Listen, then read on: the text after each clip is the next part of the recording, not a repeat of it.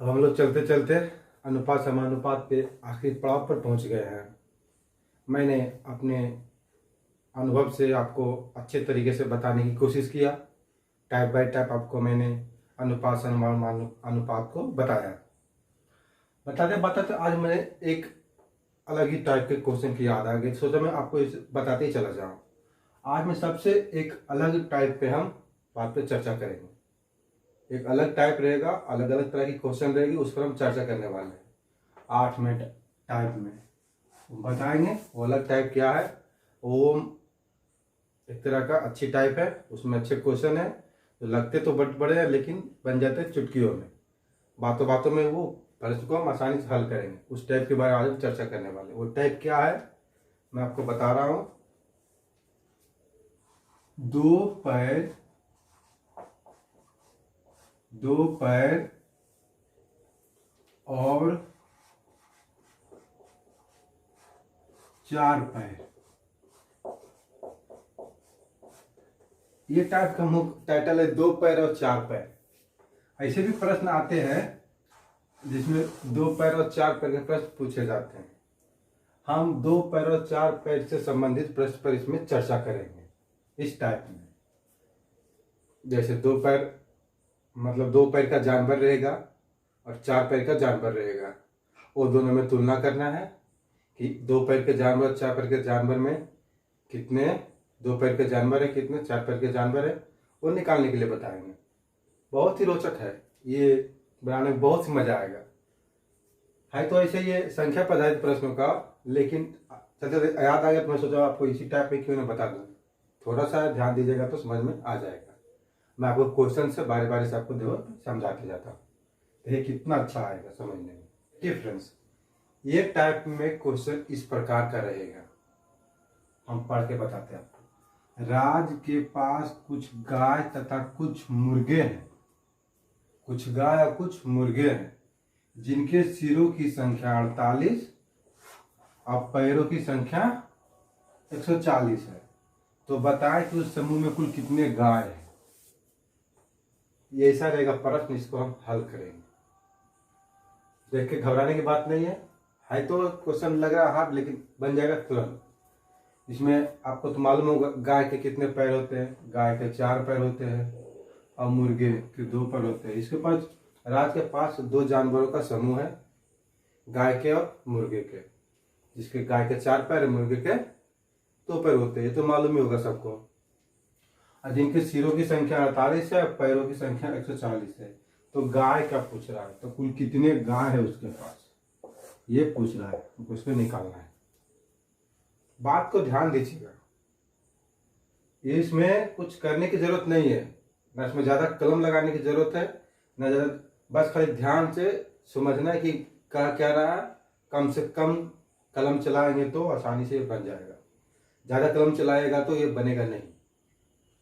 हम आपको समझाने के लिए फर्स्ट में थोड़ा लिख के बता देता हूं, अगले प्रश्न में मैं किसी शॉर्ट में बनाऊंगा देखते के साथ। आपको समझने के लिए क्या देखना है, ध्यान देना इसमें।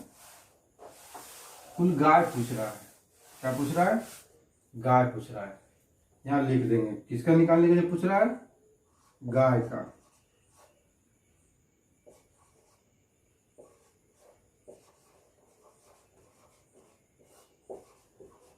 गाय के पूछने पर जब एकदम ध्यान दीजिए ये पॉइंट को, जब गाय का पूछेगा तो सबको मुर्गा मान लेंगे। क्या मान लेंगे? मुर्गा मान लेंगे। जब गाय का पूछेगा तो सबको मुर्गा मान लेंगे, और जब मुर्गा का पूछेगा तो सबको गाय मान लेंगे, मतलब उल्टा। जब गाय का पूछे तो सबको मुर्गा मान लेंगे, और जब मुर्गा का पूछे सबको गाय मान लेंगे। इस प्रश्न में पूछा जा रहा है गाय के बारे में, सबको मुर्गा मान लेंगे, सबको मुर्गा मान लेंगे। तो सिर तो बराबर है सबका 48 सिरों की संख्या कितना है? 48 सिरों की संख्या कितना है? 48। अब पैरों की संख्या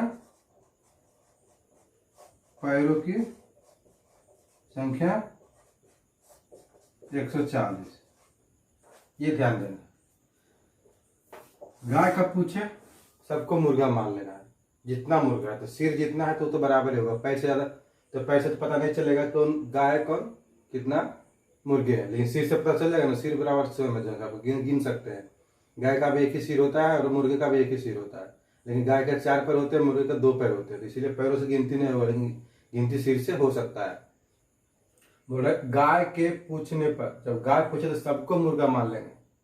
48 गो है ना, ध्यान दीजिएगा ये बात, 48 है सिर 48, सबको मुर्गा मानने का मतलब क्या, मुर्गे के 2 पैर, मुर्गे के 2 पैर, गाय के 4 पैर, तो सबको गाय के पूछ रहा सबको मुर्गा मान रहे हैं, मुर्गा के 2 पैर से 2 से गुना करेंगे इसको, ध्यान दीजिएगा, क्योंकि सबको मुर्गा मान रहे हैं ना हम, गाय के जब पूछ रहा है तो सबको मुर्गा मान रहे हैं, इसलिए हम 2 से गुना करेंगे इसको, 2 पैर तो 2 से गुना करें, कितना हो जाएगा, 8 दूनी 16, 4 दूनी 8 1 9, 96 हो गया।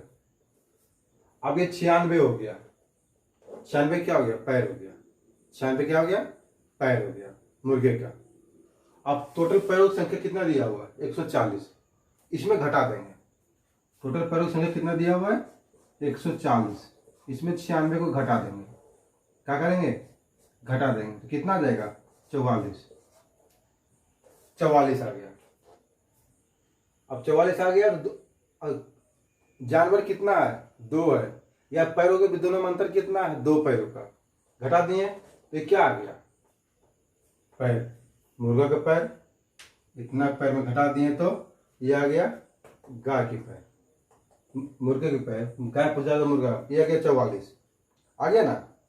अब इसको 44 आ गया तो अंतर 2 का है, गाय में और मुर्गे में पैर में अंतर 2 का, वो भी मान लेंगे चलेगा, और 2 जानवर वो भी मान लेंगे चलेगा। तो ये 48 को 2 से भागा दे देंगे, क्या करेंगे 48 को 2 से भागा दे देंगे, तो कितना आ जाएगा 22, तो गायों की संख्या कितना हो गया 22 गाय, गाय कितना हो जाएगा 22 गाय आंसर, यही करना था, सबको मुर्गा मान लेंगे, गाय पूछे तो सबको मुर्गा मान लेंगे, मुर्गा मान ले सबको तो 48 को सिर था तो 48 में 2 से गुना कर देंगे, मुर्गे के 2 पैर इसीलिए 2 से गुना कर देंगे, तो 96 आ गया, तो 96 पैर हो गया, तो 140 पैर दिया हुआ था पैर संख्या, तो उसमें घटा देंगे तो 44 आ गया, और 44 आ गया तो जो आएगा 44 उसको 2 से भागा दे देंगे, डिवाइड कर देंगे, क्योंकि 2 ही प्रकार का जानवर है, 2 से भागा दे देंगे, तो कितना आ गया 44, तो गायों की संख्या कितनी आ गई 44,